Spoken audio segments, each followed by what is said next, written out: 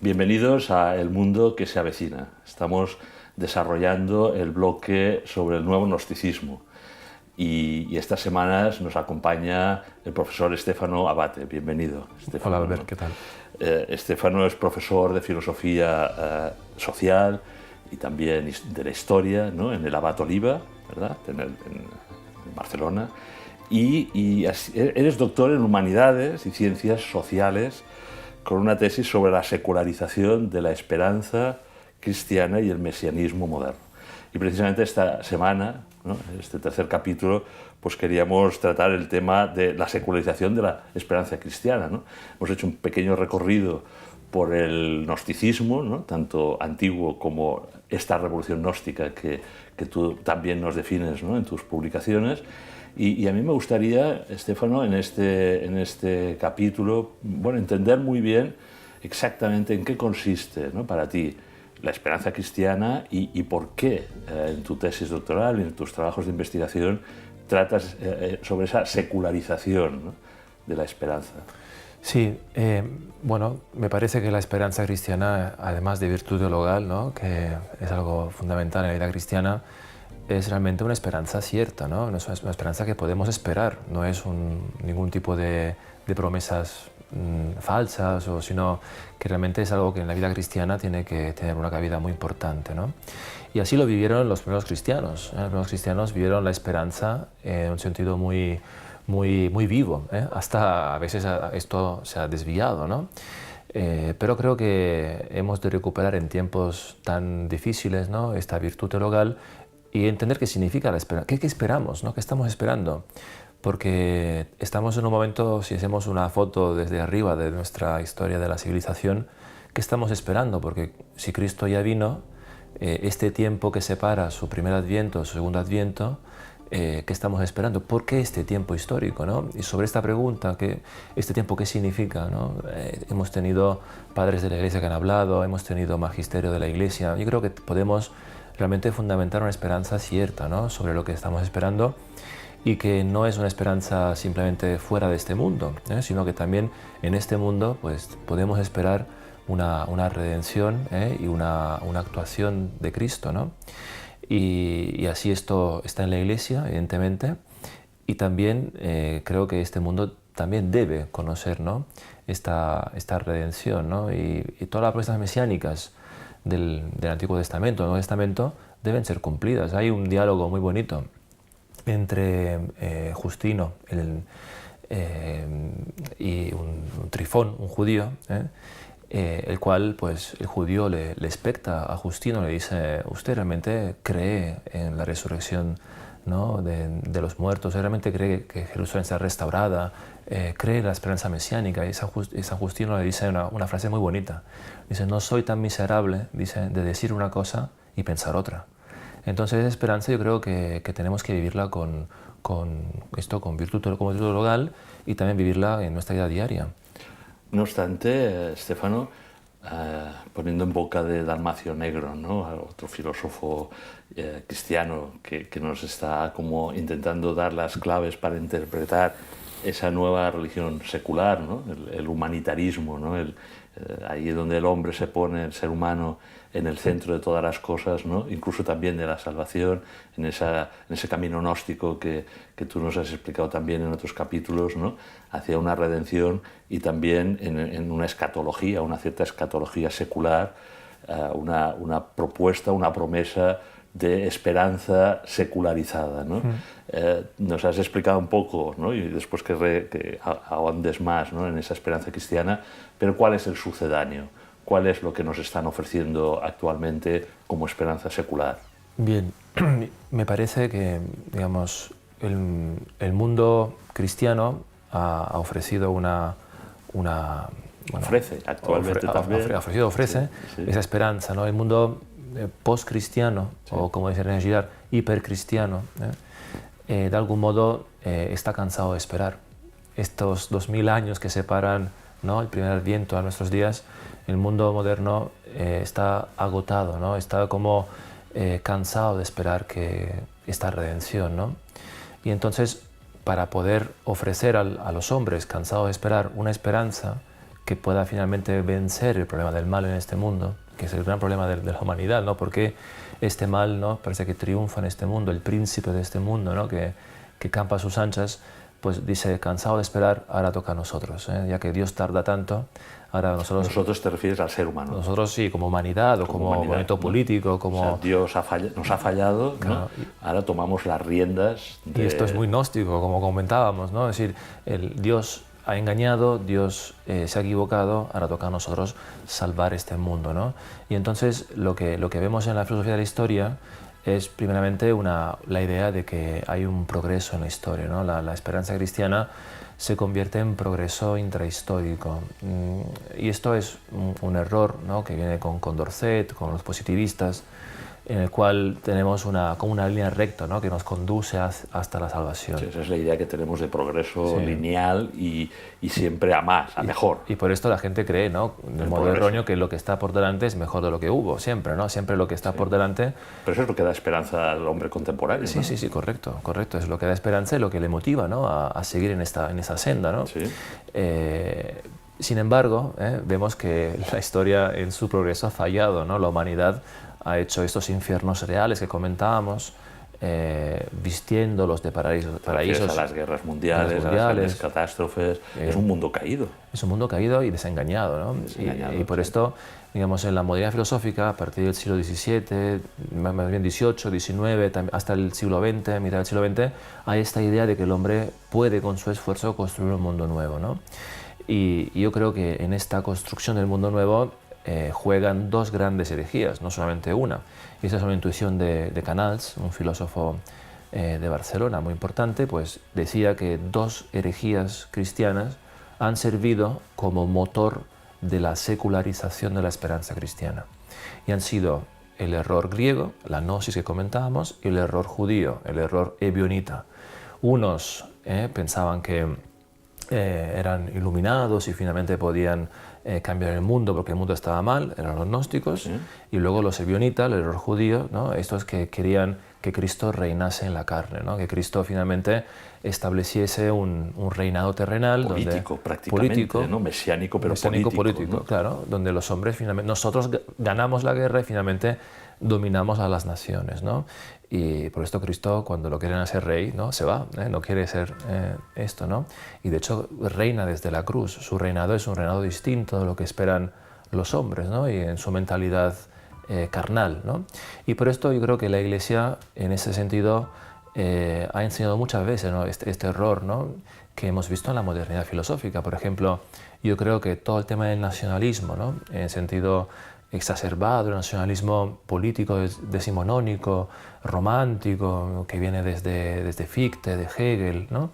Este nacionalismo que tanto daño ha hecho es un nacionalismo que viene mucho de esta tendencia ebionita, ¿no?, de que la nación es el lugar donde el espíritu se manifiesta, donde Dios se hace historia. La nación es la realización del reino de Dios en la tierra. Bueno, todo esto creo que nos da a entender que el mundo apóstata, podríamos decirlo, el mundo que ha dejado la fe cristiana, no puede dejar realmente de pensar bajo categorías cristianas. Las usa, las pervierte, las usa, la mal usa en ese sentido. Sin embargo, sigue habiendo un cierto eco de la esperanza cristiana. ¿Y el humanitarismo? Por no decir el humanismo, es decir, cómo ha evolucionado, porque vuelven a ser palabras positivas, ¿no? Progreso, humanismo, ¿no? Pero parece que están cautivadas en estos tiempos posmodernos por esa línea o ese patrón gnóstico que comentabas, o neopelagiano, ¿no? De nosotros por nosotros mismos, como humanos vamos a poder redimir el mundo, ¿no? El humanitarismo, porque tenemos un humanismo cristiano que bebe de esa esperanza que tú comentabas, ¿no? ¿Cómo lo distinguirías? Un humanismo secular, ¿no? Hemos de distinguir un humanitarismo que viene de la Revolución Francesa, ilustrado, kantiano, y que luego esto cuaja también en el romanticismo, y luego el humanitarismo más bien existencialista, más bien del siglo XX. Entonces, ¿qué ocurre? Ocurre que toda la esperanza mesiánica del mundo moderno tiene como punto de partida, ¿no?, que el hombre es malo. Entonces hay una dificultad en dar a entender que la salvación es para este hombre, para el hombre y no para toda la humanidad. Y por eso siempre hay esta dialéctica entre particular y universal, ¿no? Entre lo que es esta persona y lo que es luego lo trascendental en términos kantianos. Y por esto siempre hay, ¿no? en esa esperanza secularizada, la idea de humanidad. La humanidad como el lugar donde se da esa salvación, pero no en ti, en la humanidad. Y por esto lo que Kant, por ejemplo, ofrece como salvación es una república cosmopolita, ¿no? Al final de los tiempos, en este quiliasmo, le llama, quiliasmo que son los 1000 años, de algún modo, que evocan la esperanza cristiana, pues donde la humanidad finalmente será salvada, ¿no? El hombre.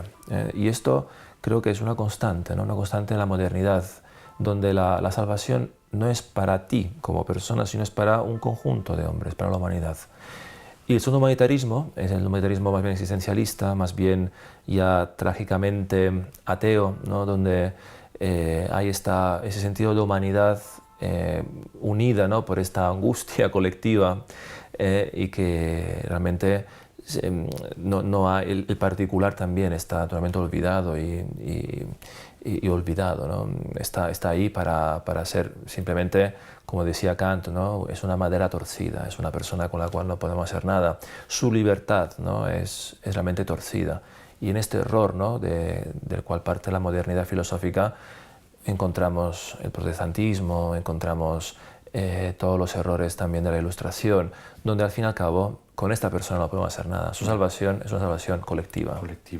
Entonces, podríamos contraponer a la escatología cristiana, ¿no? De esperanza fértil, una escatología infértil, ¿no?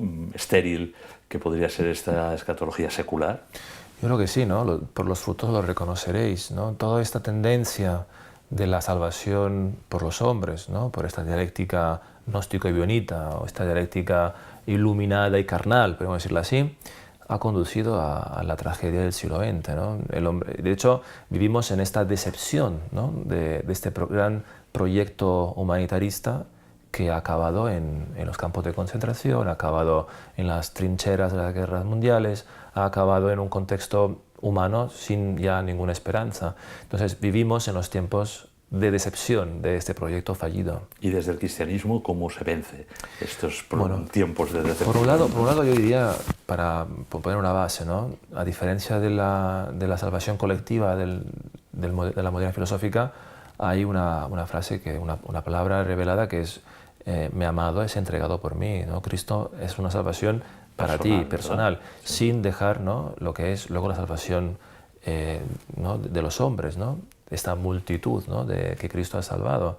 Entonces, yo creo que la esperanza cristiana tiene mucho que decir aún, porque estamos esperando todavía, ¿no? esta plenitud.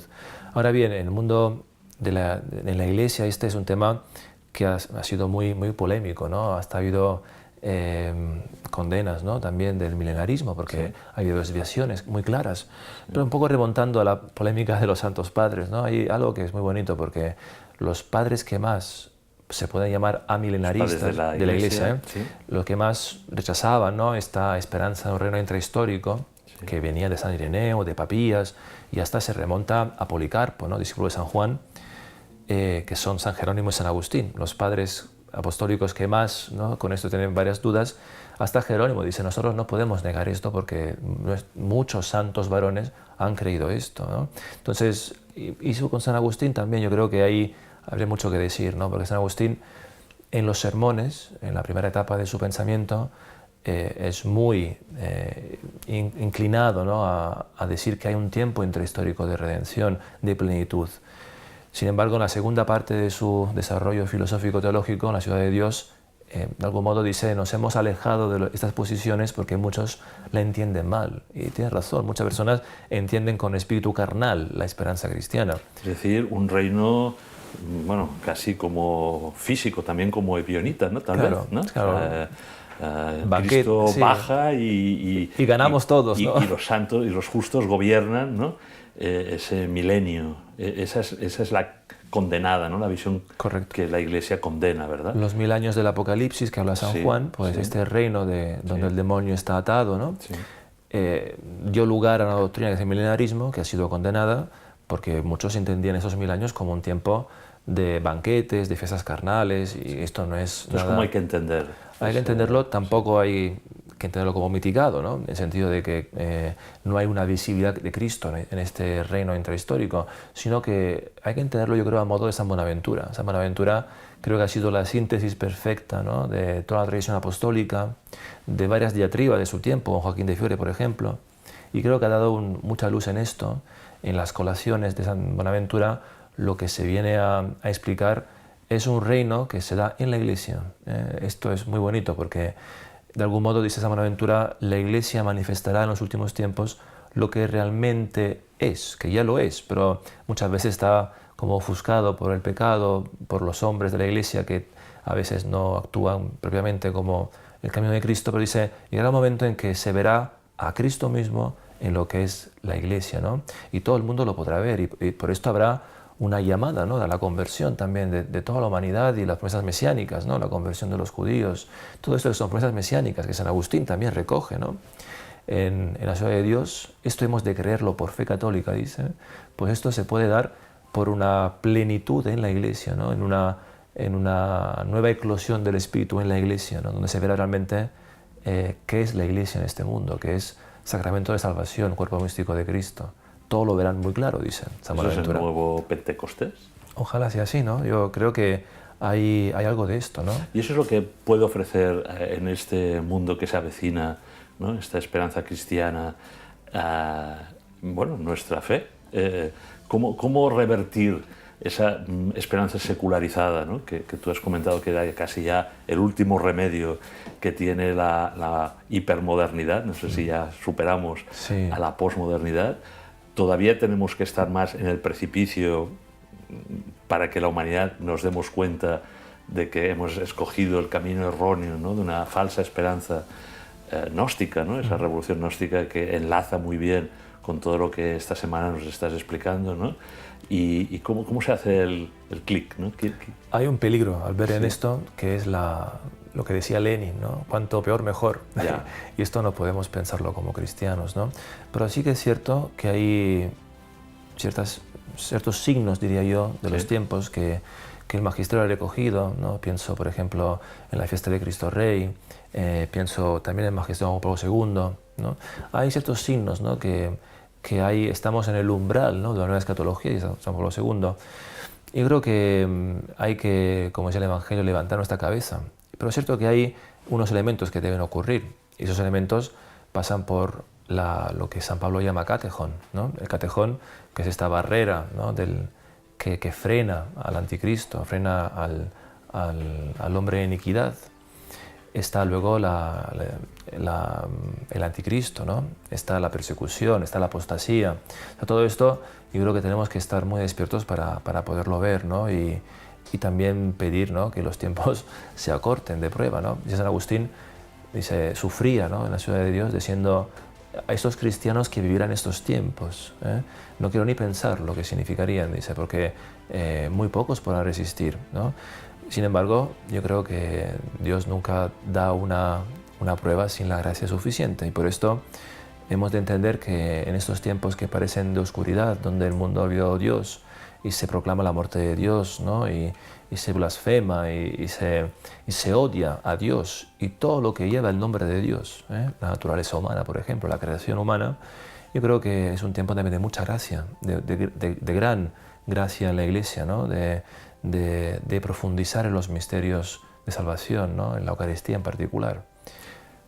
Esa revolución gnóstica que tú también has estudiado coincide con lo que podría ser una implantación del reinado del anticristo. Es decir, ¿es realmente la gnosis una doctrina o un movimiento muy conectado con esa visión de anticrística, ¿no?, anticristiana, de implantación de la ruptura con el Creador, de la degradación de la naturaleza humana, de todo aquello que ha sido los valores y digamos, la propuesta del cristianismo, ¿no? ¿Podemos hacer ese paralelismo? Yo creo que por lo que sabemos de la relación cristiana, ¿no?, de las Escrituras, por la tradición y por el catecismo de la Iglesia, yo creo que el anticristo, ¿no?, se dice que es personal, por un lado, y también se apoya en una estructura, ¿no? y es un simulacro de la redención cristiana. Sí, por eso. No deja de ser un gran simio, ¿no? Como diríamos, Sí, una claro, imitación. cuando tú has estado en el capítulo anterior, ¿no? Un poco explicando el gnosticismo, siempre ha salido la palabra simulacro, ¿no? O pseudo-religión, o un mesianismo, digamos, low cost, ¿no? Sí, de sí. bajo coste, ¿no? Por lo tanto... Y así lo explica el catecismo, ¿no? Es una redención a bajo coste, Sí. De un mesianismo político que ofrece a los hombres una salvación. Yo creo que la estructura, ¿no? Una estructura en la cual se apoye luego esta fuerza anticrística, yo creo que está ya muy presente. Que sería un poco el señor del mundo, que Sí, construye de algún modo, sí, ¿no? las estructuras de pecado, ¿no? Que también pues santos, ¿no? Como San Juan Pablo II, el propio Benedicto XVI nos advierten, ¿no? Por tanto, en esa revolución gnóstica que veremos en los próximos capítulos, ¿no? Como van teniendo la concreción en ideologías como el transhumanismo, la ideología de género, etc., se van expandiendo, se van construyendo por el momento esas estructuras de pecado. Tal y como Cristo tiene su reino, Sí. el anticristo tiene el suyo. La estructura es este reino de algún modo, una estructura de pecado, como decíamos por ejemplo II, ¿no? Y creo que lo tenemos bastante en nuestros días. Y esa es la falsa esperanza, ¿no? Que nos ofrece, pues bueno, desde el Génesis ya prácticamente, ¿no? Lo veremos en el capítulo del transhumanismo, del seréis como dioses, esa vieja tentación, ¿no? De la serpiente antigua trasladada a nuestros tiempos, vendría a ser esa evolución del gnosticismo, el nuevo gnosticismo que estamos tratando en el bloque, de alguna manera está preparando pues a esas estructuras de pecado, esa degradación de la naturaleza humana, ¿no? Ese desprecio por Dios creador. Es la antigua religión luciferina, ¿no? Seréis como dioses, ¿no? Esta tentación que en el corazón del hombre tiene tanto enganche, ¿no? Tiene tanta capacidad de penetración, pues sigue siendo muy viva en la historia. Y cada vez que hay esta tendencia del hombre, ¿no? a sustituirse al Dios creador y a acusarle de haberse equivocado y finalmente ofrecer una redención, estamos viendo tipos, ¿no? del anticristo. Así como Cristo tuvo sus figuras, ¿no? en la historia de salvación, ¿no? Antes de su advenimiento, sí. Así el anticristo también tiene sus figuras, ¿no? Desde Juliano el Apóstata a Napoleón, al mismo Stalin. Es decir, que... Hay como un reflejo, hay como una imitación, ¿no? Tú lo has dicho, el mono de Dios, ¿no? Podemos siempre ver como el sucedáneo del mensaje cristiano, de lo que está proponiendo Cristo, ¿no? para la historia, para la humanidad. El Señor del mundo, ¿no? El príncipe del mundo lo imita y nos lo ofrece engañosamente, ¿no? Como una gnosis o ahora como en el transhumanismo. Podemos afirmar que eso es así. Bueno, yo creo que esto está muy en línea con lo que San Buenaventura explica, ¿no? La historia de la revelación, la historia de salvación, tiene que verse a modo casi de espejo, ¿no? De algún modo. Y esta inteligencia multiforme, le llama, ¿no? de la Escritura, permite entender, ¿no? según lo que ha ocurrido en el Antiguo Testamento, leer el Nuevo. Entonces vemos que hay tipos, ¿no? Y hasta en la historia se puede ver tipos, figuras de babilónicas, ¿no? Figuras, Nerón, sí. Hitler, sí, ¿no? O sea, lo vemos. Como tú has dicho, ¿no? Vemos anticipos, ¿no? Sí. Y también en lo que arrastran como ideologías, ¿no? Como poder, ¿no? Que después lo trataremos también en otro capítulo, ¿no? Cómo se concreta en estructuras de poder, ¿no? De gobierno, de control incluso. Claro, el ¿no? tema del poder es un tema muy importante, ¿no? Porque al fin y al cabo el hombre pierde, ¿no? su lugar en el mundo, pierde realmente su relación como criatura con su creador en la medida en que adquiere un poder sobre el mundo que le hace entender a sí mismo como si fuera un dios. Pero esto San Agustín también en ese sentido es muy clarividente, ¿no? Nos hace entender cómo por el poder el hombre pierde, ¿no? Desafía a Dios, ¿no?